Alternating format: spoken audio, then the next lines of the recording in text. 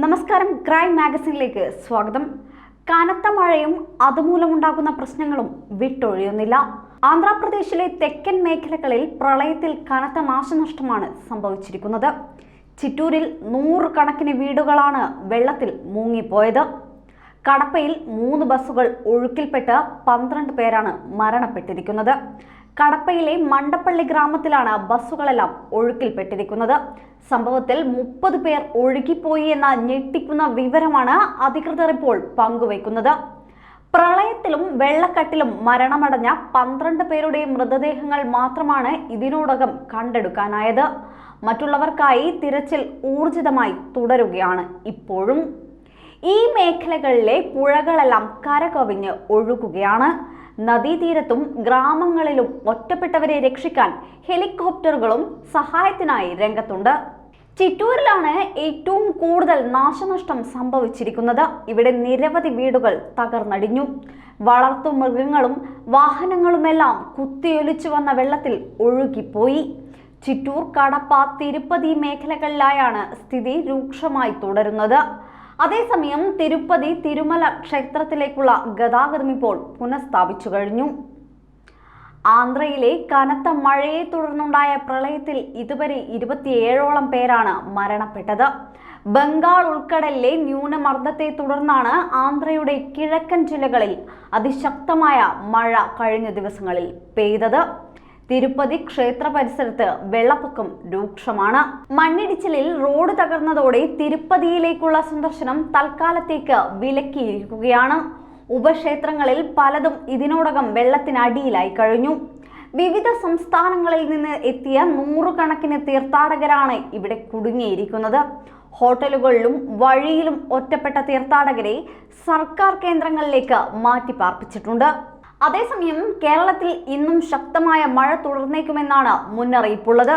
തമിഴ്നാടിന് മുകളിലായുള്ള ന്യൂനമർദ്ദത്തിന്റെ പ്രഭാവത്തിൽ ഒറ്റപ്പെട്ട ശക്തമായ മഴ തുടരാനാണ് സാധ്യതയുള്ളത്. വടക്കൻ ജില്ലകളിലാണ് കൂടുതൽ മഴയ്ക്ക് സാധ്യത. ഇടിമിന്നലിനും സാധ്യതയുണ്ട്. എവിടെയും യെല്ലോ, ഓറഞ്ച്, റെഡ് അലേർട്ടുകൾ പ്രഖ്യാപിച്ചിട്ടില്ല എങ്കിലും ജാഗ്രത തുടരണമെന്ന് അധികൃതർ നിർദ്ദേശിച്ചു കഴിഞ്ഞു. നവംബർ അവസാനത്തോടെ ഇനി പുതിയ ന്യൂനമർദ്ദം രൂപപ്പെടാനുള്ള സാധ്യതയും ഏറുകയാണെന്ന് അധികൃതർ വെളിപ്പെടുത്തുന്നു.